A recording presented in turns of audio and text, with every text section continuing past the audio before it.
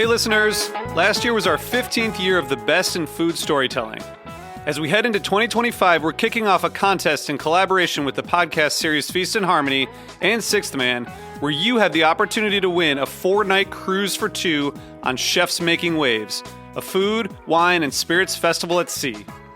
When you donate to HRN, you'll be entered for the chance to win a porthole cabin for 2 on Chefs Making Waves, sailing May 5th through 9th, 2025, from Miami to Cozumel, Mexico on Norwegian Gem.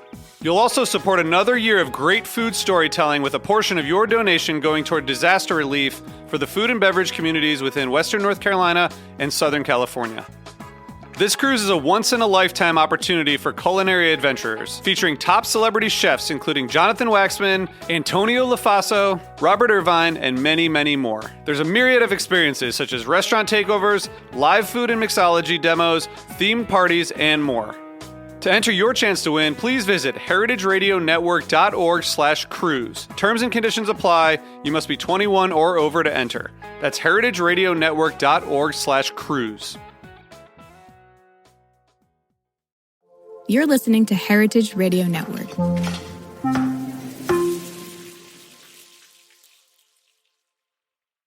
I didn't necessarily have the same awareness that I do now about how much abundance exists around us and the relationship that specifically Indigenous peoples have cultivated with the land for thousands of years. After immersing myself, I just have a more profound and deeper appreciation for the land that I live on. Every day, in one way or another, we interact with the land around us. But it takes real effort to truly tune in, to listen, to learn, and to honor the lessons that the earth offers. For Jaskrit Bala, who you just heard from, this means embracing the wisdom passed down through Indigenous practices and recognizing our deep connection to the plants we live alongside. Although we might not always be aware, many everyday fruits and vegetables have rich Indigenous roots. Some, like blueberries, pumpkins, and pecans, have been a part of the American culinary landscape for centuries. Others, like palo verde, pawpaw, and datil peppers, carry deep cultural significance for those who call their specific regions of the United States home. In today's episode, we'll explore how these plants, both wild and cultivated, have shaped our connection to the land and the people closest to us, offering us lessons in abundance, sustainability, and the lasting bond between humans and nature. I'm H. Conley, and this is Meat and 3 on HRN. Meat and 3. Meat and 3. Meat and 3. 1 meat, 3 sides. Food, news, and storytelling. A square meal. For your ears. Meat and 3.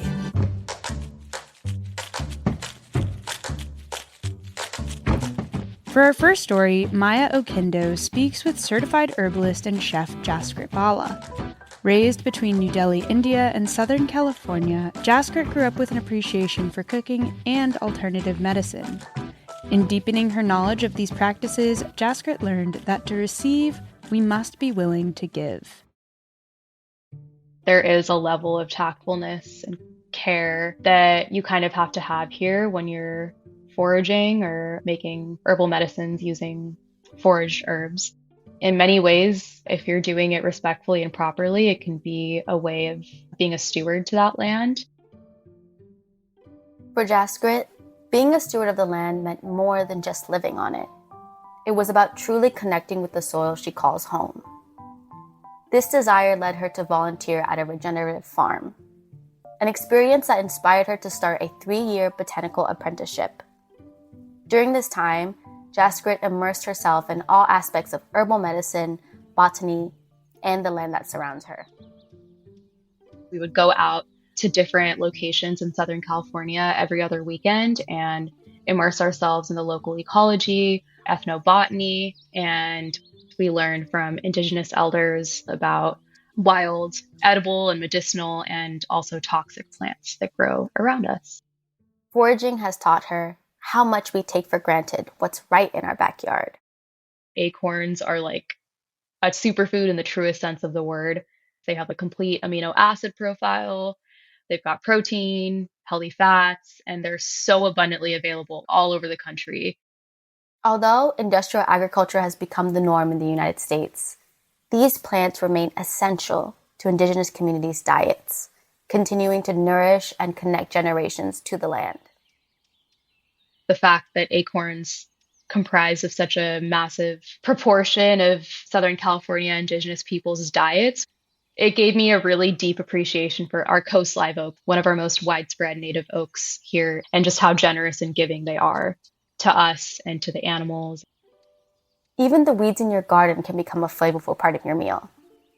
Dandelions might come first to mind, but there's also stinging nettle, cleavers, chickweed, and wild mustard, just to name a few.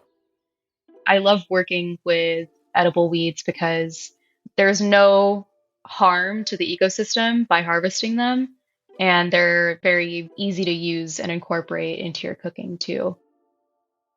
Over the past few years, wild edible plants have gone viral on social media.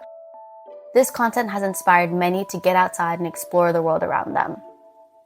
While this might seem like a positive trend, it's worth considering. Why are we foraging? Foraging is more than a harvest. It's a reciprocal exchange with the land we occupy. Beyond safety precautions and ethical foraging practices, are we invested in learning from the ancestral stewards of this land? When you're trying to develop a relationship with the land that you live on, learn from the people that really actually know it. I think it's really easy to just go out and pick things, and then you don't realize that you could be potentially harming that plant stand or ecosystem in some way. Since the arrival of European settlers in the late 15th century, Indigenous communities have faced ongoing systemic discrimination. Broken treaties with the U.S. government, along with the Indian Removal Act of 1830, led to the forced relocation of thousands of Indigenous people. Spanning 1,000 miles across 9 states, this tragedy became known as the Trail of Tears. Fast forward today, with construction projects like the Dakota Access Pipeline, Indigenous communities are still fighting to protect their land. It's a travesty that their access has been revoked over and over and over again. That's where seeking out classes, programs, and teachers that highlight and amplify Indigenous voices is really important.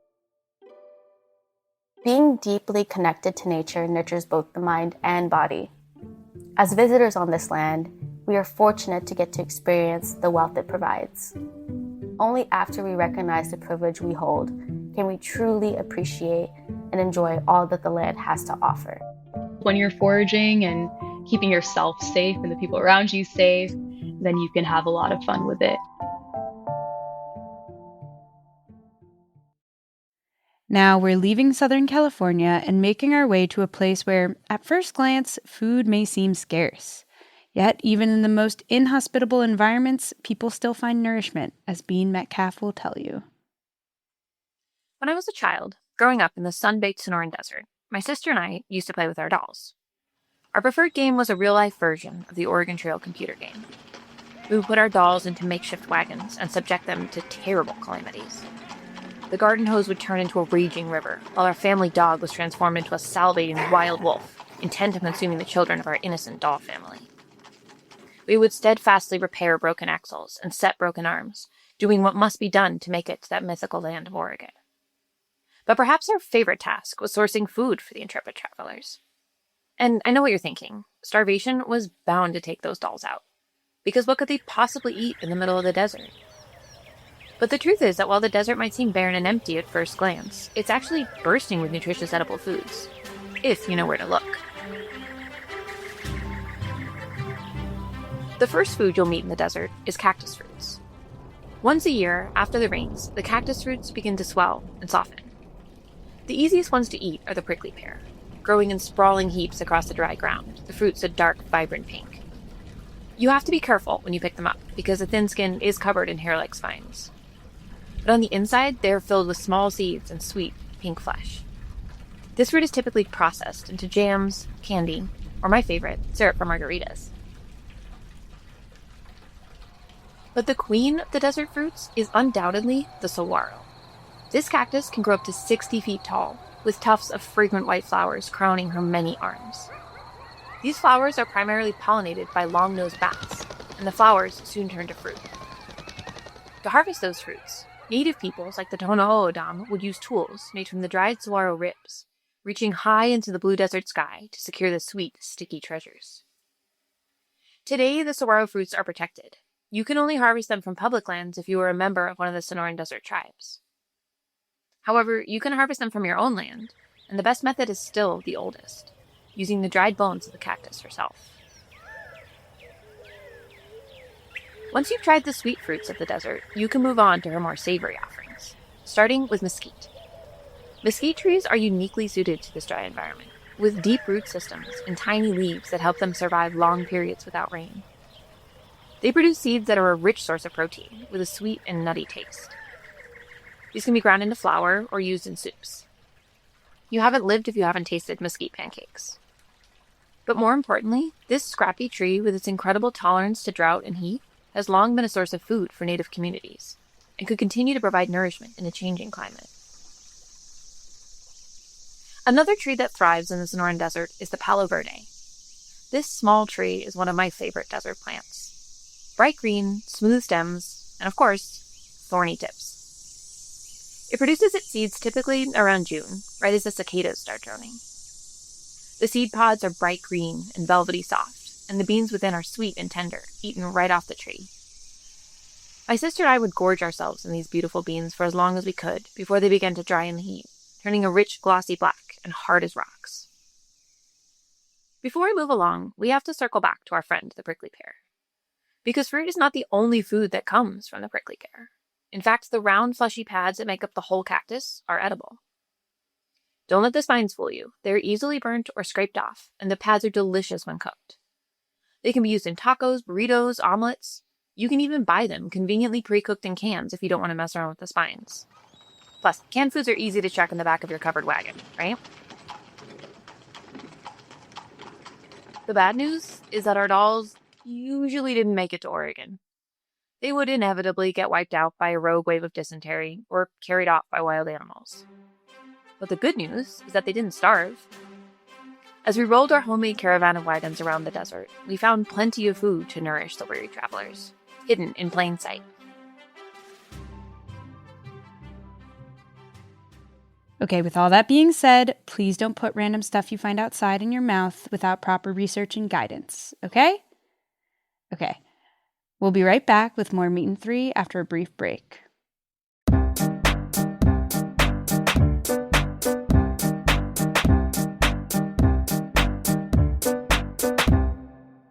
Welcome back to Meat and Three. Indigenous plants are often thought of as foraged rather than cultivated, but indigeneity has deeper roots than just the ones found in the forests and across the deserts of the U.S. In a quest for understanding her home state, our very own Florida woman, Hieu Damon, finds herself immersed in the lore of a tiny pepper over 200 years in the making.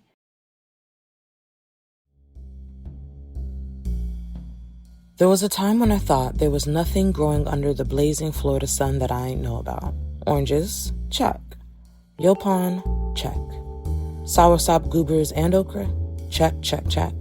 That was until one crispy Tallahassee morning when I was unboxing a shipment of locally made hot sauce during my morning shift at the cafe. Stretched across the minimalist label read, Brave Harvest Datil Pepper Hot Sauce. I popped the top and caught a whiff of its sweet, non-assertive fragrance, then thought to myself, what the heck is a datil pepper? Fruity, tangy, and bell pepper-like in nature, datil peppers can best be compared to a habanero. But where a habanero walks in purse first with the heat, the datil pepper has a much more delayed approach. With the power of the internet and a book called The Complete Chili Pepper Book by Dave DeWitt and Paul W. Bolson, I've learned that the datil pepper has, count 'em, 3 possible origin stories. 1, they voyaged across the Mediterranean Sea from the island of Minorca. 2, ye old African slave trade. 3, a man with a fancy for jelly making named S.B. Vowles utilized this pepper for his recipes. According to Floridian historians, Vowles has the earliest written mention of the pepper, dating back to about 1880. I can't say I'm too surprised, if at all, by this lore. Migration, slave trade, and early recorded recipes are how produce, spices, and the like found shared homes across the globe. This is what stumps me about the datil pepper, however. It's really only in St. Augustine, in a state that shares much of what's produced amongst ourselves in the nation at large. How is the datil pepper exclusive to a city of about 16,000? Short answer. Datil peppers love the humidity and salty winds of St. Johns County. Allegedly, they just grow better there. Long answer.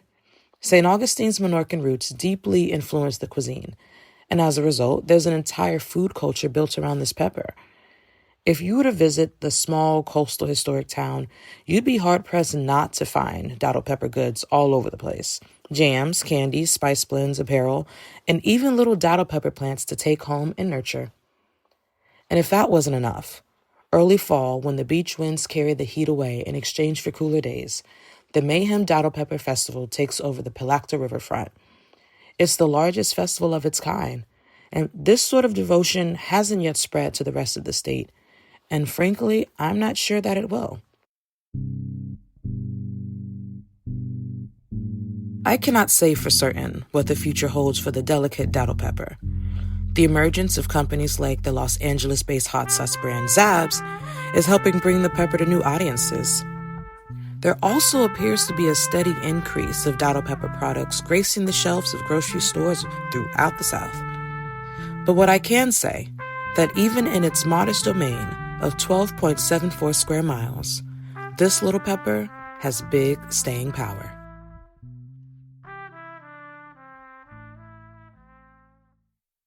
Now, you truly can't talk about Southern cuisine without pecans. They're the only native tree nut to the U.S., but most Americans are unaware of the work that goes into harvesting them, work that's too often overlooked and thankless. There are faces and stories in those groves that still need to be unearthed. In our final story, we head to Georgia, the leading producer of pecans, where Huynh honors her father's legacy of hard work and perseverance.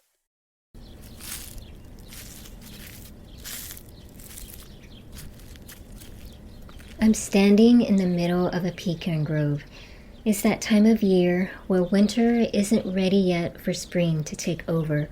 Though the pecan trees are still dormant, it's surrounded by lush green fields. The pecan trees won't show signs of life for a couple more months, and when one wakes up, they'll all wake up. I came to learn from them, more specifically, to learn how to communicate without speaking. The trees talk to one another through the air and underground in ways that modern science hasn't quite figured out yet. While on the surface, these trees may be separate, they are actually connected to one another underground and no doubt hold the most glorious conversations. What we do know is that it involves pheromones above ground and mycorrhiza living below on the tree's roots. The fungi help them absorb nutrients while getting sugars from the trees in return. It is a mutually beneficial or symbiotic relationship. This network allows all of the trees to speak to one another via an underground system of connected roots.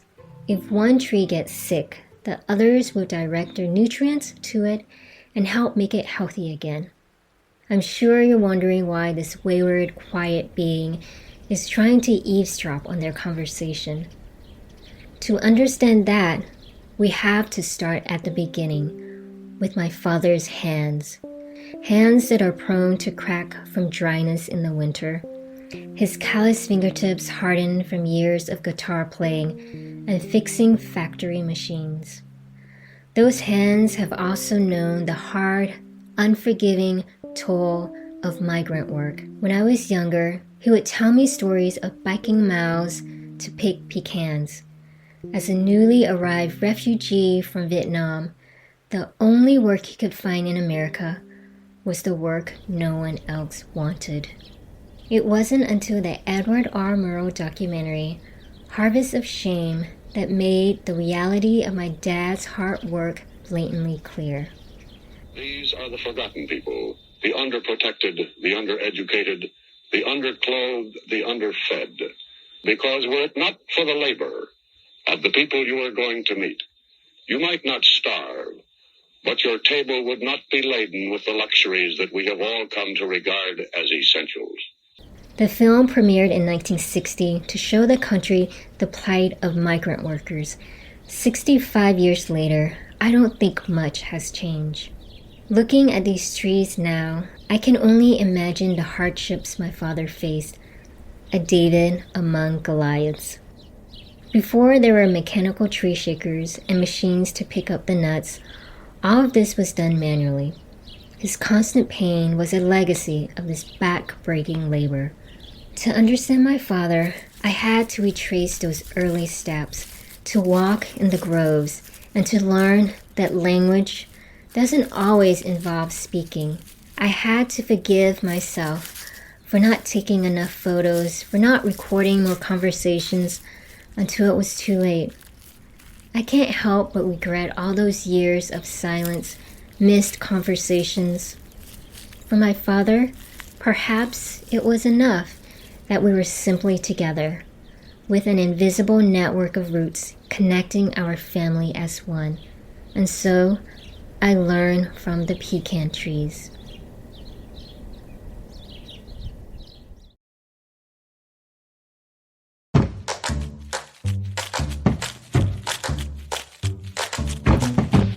Well, that's our show. Thanks for listening. Learn more about the guests and topics we touched on this week by checking out our show notes. This episode of Meat and Three was reported by Maya Okindo, Bean Metcalf, Kia Damon, and Huynh. Our lead producer on this episode was Maya Okindo, with support from Kiki Canuto, Ash Tyler, Jesse Nicely, and Taylor Graham. Our executive producers are Taylor Early and me, H. Conley. Our audio engineer is Sam Girardi. Our theme song was composed by Breakmaster Cylinder. This program is supported in part by the Julia Child Foundation for Gastronomy and the Culinary Arts, as well as public funds from the New York City Department of Cultural Affairs in partnership with the City Council. Meat and Three is powered by Simplecast. Meat and Three is a production of Heritage Radio Network, the world's pioneer food radio station. Learn more at heritageradionetwork.org and follow us at heritage_radio and at meaty.gram. And if you haven't already, please sign up for our new and improved HRN newsletter. You can find the link in our show notes. And please stay in touch. Whether you have a story idea or just like to say hey, write us at ideas@meatand3.nyc. That's all spelled out.